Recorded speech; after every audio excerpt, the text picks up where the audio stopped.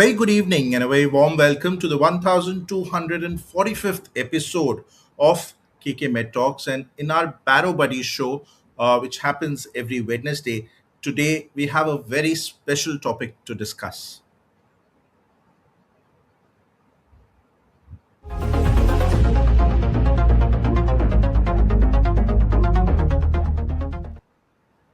Yes, and the topic is about experience and insights on anti obesity medications. I think we've had enough and more lectures by experts, by people who are prescribing these medicines, but they are not the people who actually got the first hand experience. I think listening from the horse's mouth would be the right thing to do. And for this, we have a very special guest today, one of our very senior, Madam Dr. Dimple Jamkandi. Madam, a very, very warm welcome to today's KK Med Talk Show. And thank you so much for accepting our invitation. Thank you, sir. Right, ma'am. So I think Thank, without, yes, ma'am. thank you, Dr. Nitin. Most welcome, ma'am. And so I think without wasting much time, I know we just have 25 minutes or so.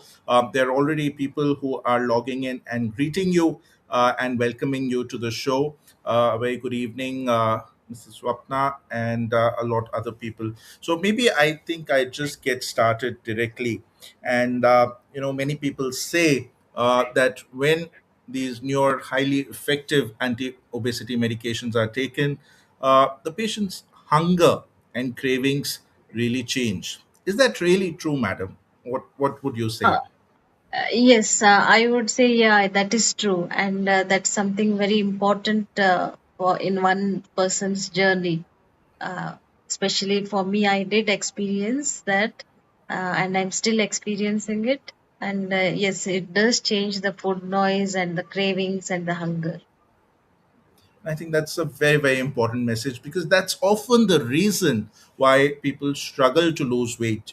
People want to lose weight, they understand it is important for their health, but sometimes the cravings, take over precedence than what they understand about the disease. And they, despite they wanting to lose weight, they are not able to. So I think that's a very positive message for all our listeners today from India and overseas who've joined. Even Ramji Agarwal ji, a regular listener, is greeting you and welcoming you to the show. So, Thank you. my next question to you, madam, is that when people start losing weight, is it like a linear weight loss, or would you say that it's less to begin with and gradually it increases, or what would you say from your experience? I wouldn't say it's linear. What I experienced is in the initial period, I lost a lesser amount, maybe the water weight, what we say, and then in between it increased.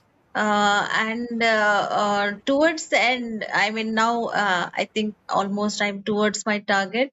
It's kind of reduced, and in between the weeks, I would say between 6 weeks to 24 weeks or so, the weight is almost like more than zero point 0.5 kg per week.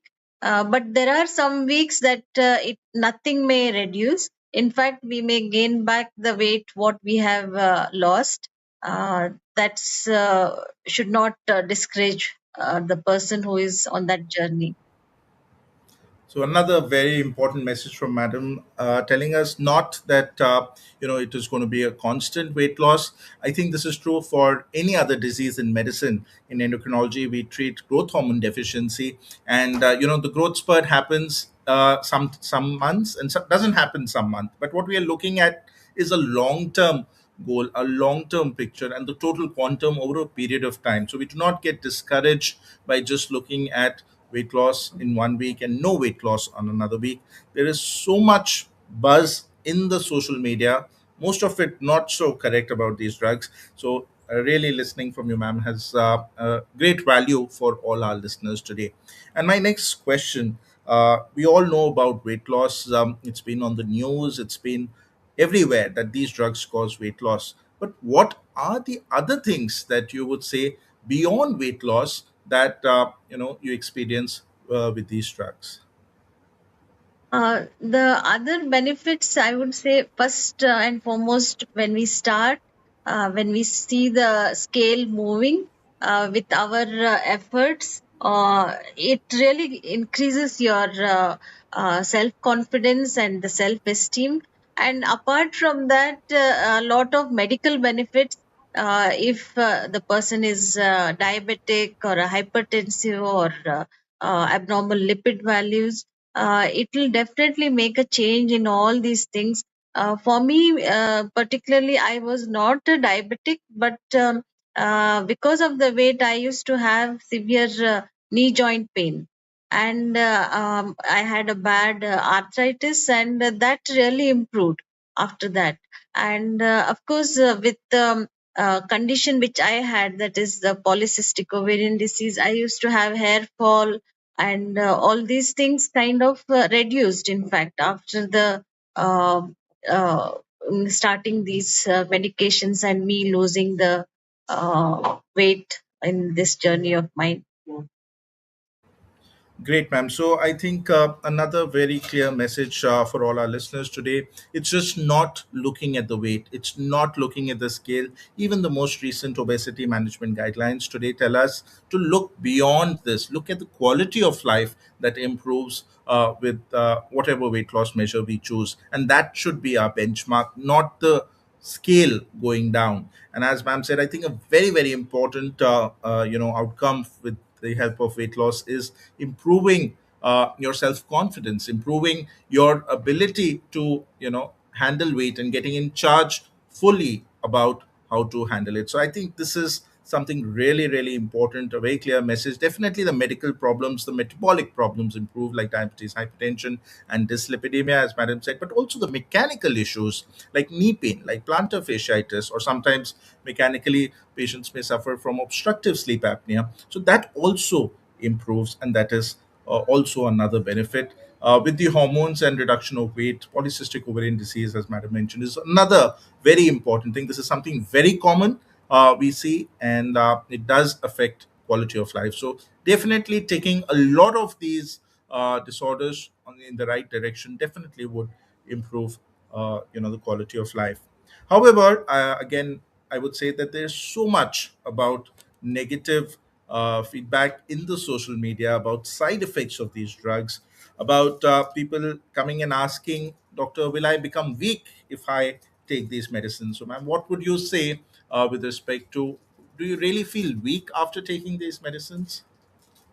Uh, Actually, I would also heard a lot of side effects from the social media and the literature review. Mainly, they say that we'll have muscle loss. But I would say that the benefit which we get from the fat loss is much beyond the amount of muscle loss we'll be having. And I think to prevent this, what I had the discussion with my doctor, that is Dr. Nitin Kapoor. Mainly, my diet consists of proteins and first class proteins and high fiber diet.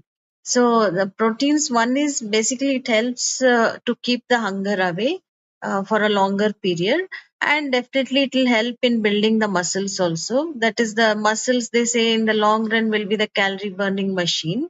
So, keeping in being consistent with your protein intake, uh, restricting the calories. I mean, definitely the bottom line of this journey is diet and diet control and reducing the calories. So, my diet used to be mainly proteins and high fiber.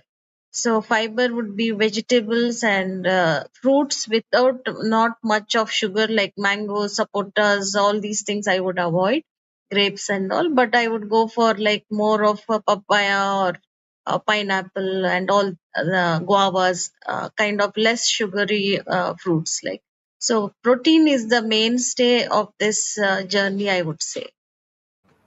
Right. So very, very important messages here. I think the most beautiful line Madam said is the baseline is your diet and exercise. There's nothing that will ask you to go away from diet exercise. Yes, addition of medicines or be it surgery or intragastric devices, they're all add-ons, but we don't forget our foundation.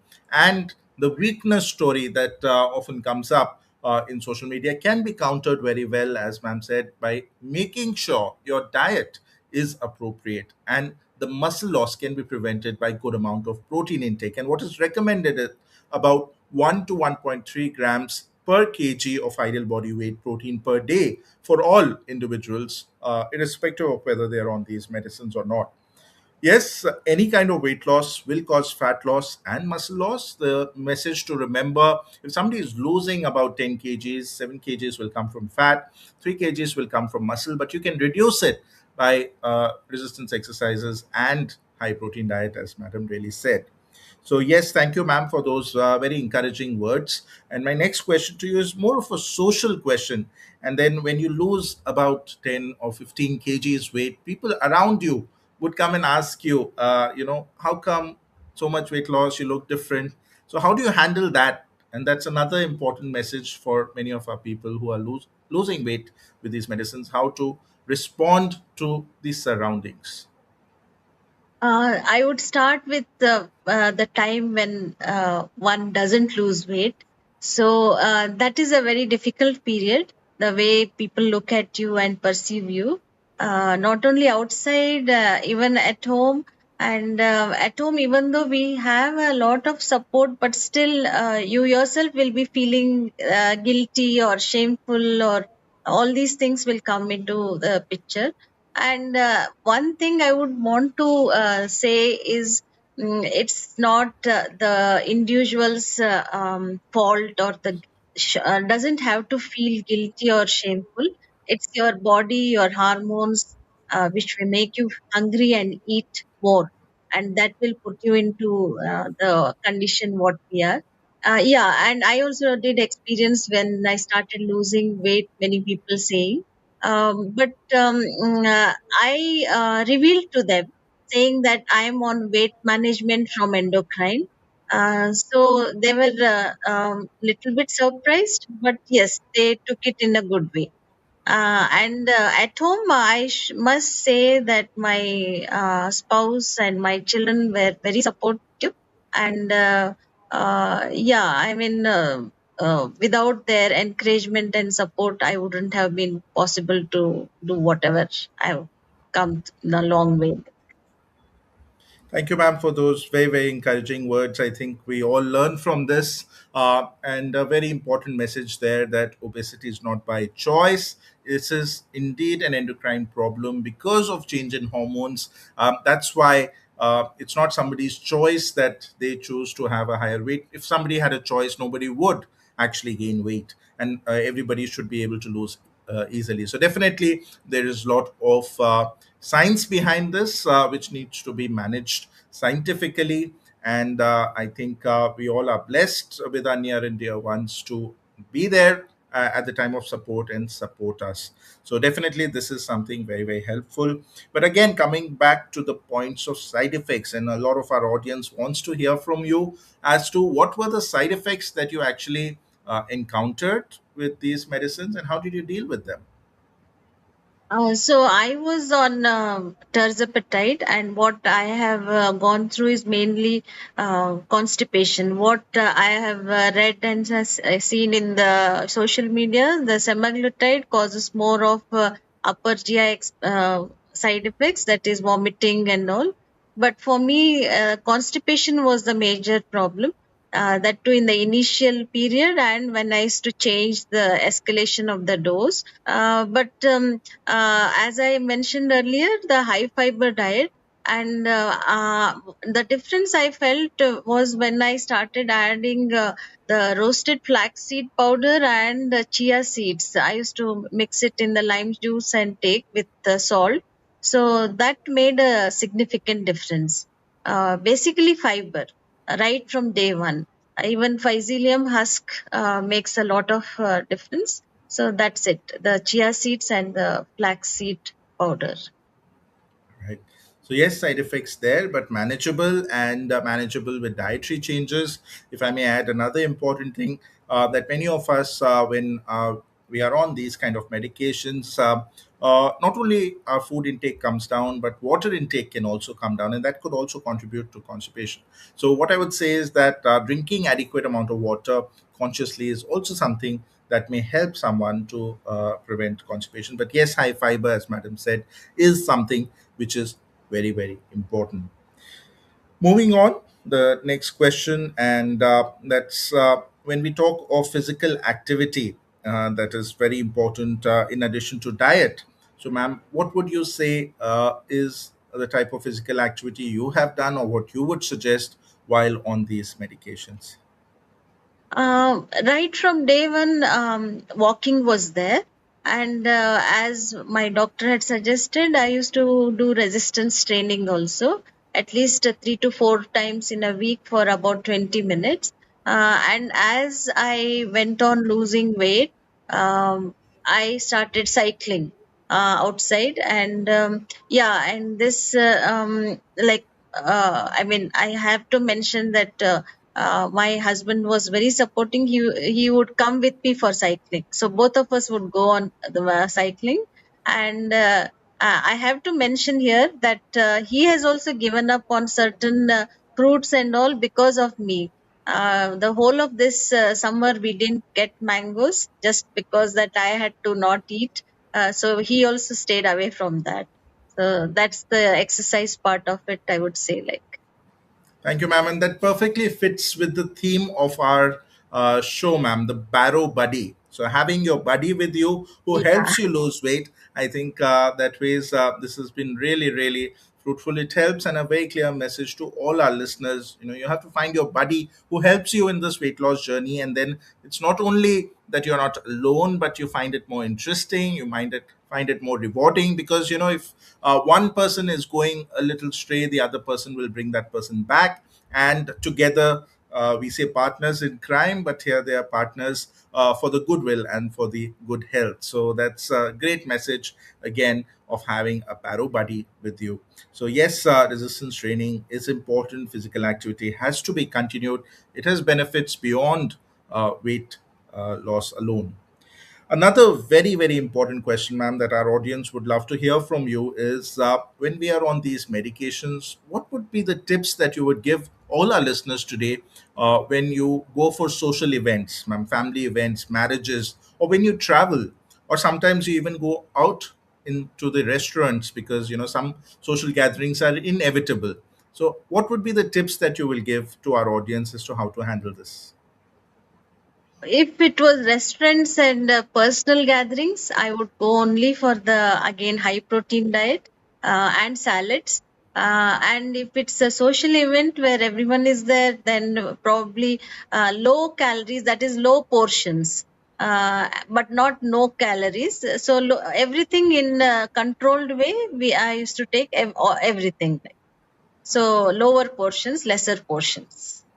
Absolutely. So, portion control, less size, and whatever in terms of healthy you can take in terms of fiber and low calorie food, high protein food. That's what would be the way forward. Even in travel, sometimes it is restricted food availability, and at that time, what many of us do is to carry some kind of protein bar or some home cooked food with you, which would be much better than eating a burger or a pizza on the way. So yes, there are tips there again.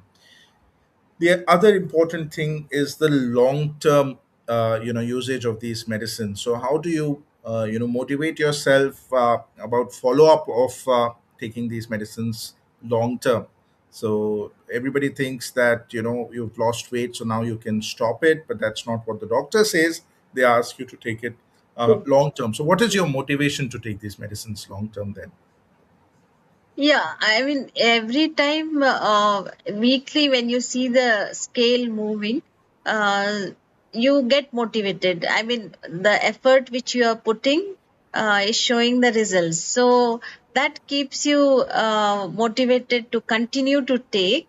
And as we had discussed, my doctor had told me, like just like any other BP medicines or sugar medicines, we need to continue to take. Maybe not, we can reduce the dose, but not stop it. So that itself gives a motivation when your scale is moving and you're losing the weight. Right? So that helped me to be motivated. Agreed.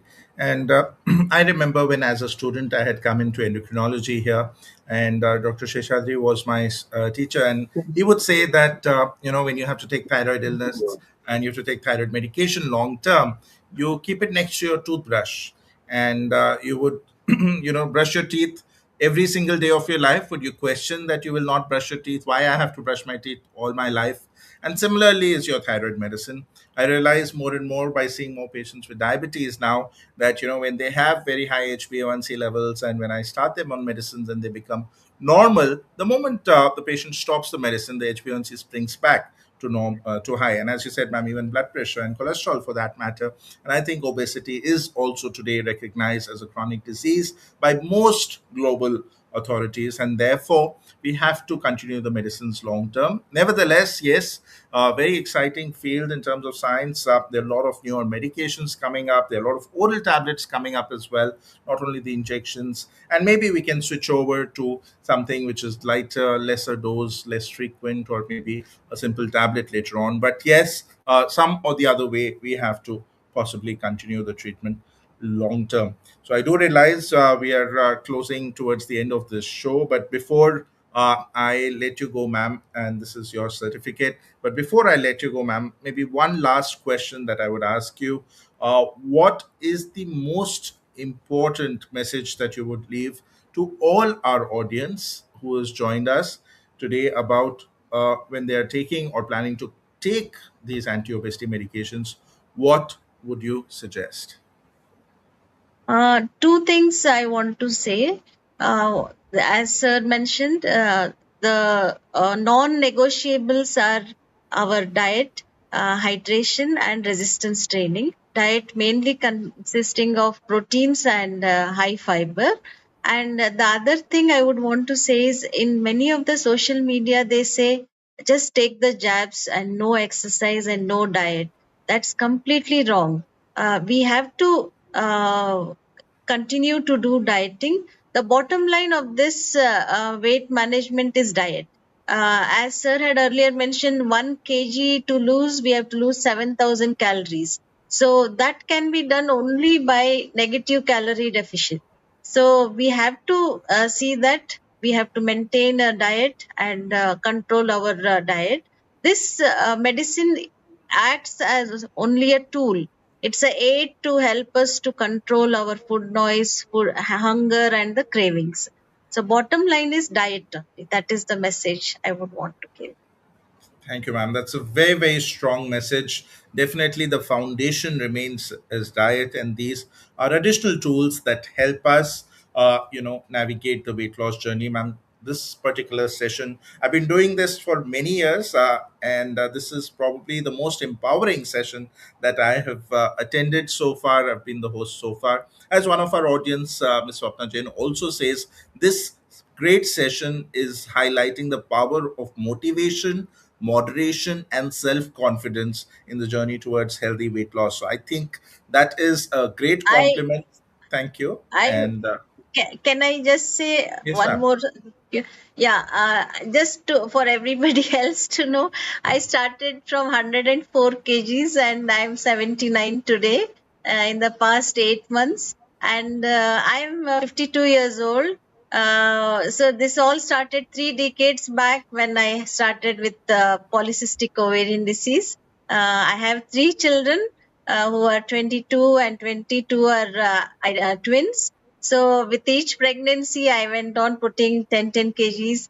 So I used to have a very tough time till I met Sir in the month of December last year. We both work in the same institution. I am a family physician working in CMC Vellore.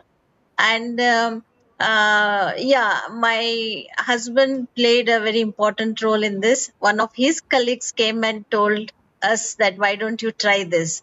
So thereafter we went to Sir, and there the story began of the journey of my weight loss. So everybody who is in this situation, please go ahead and go for it. I would say this is a blessing in this era which has come, and I think you should all make use of it. That's what I would want to say.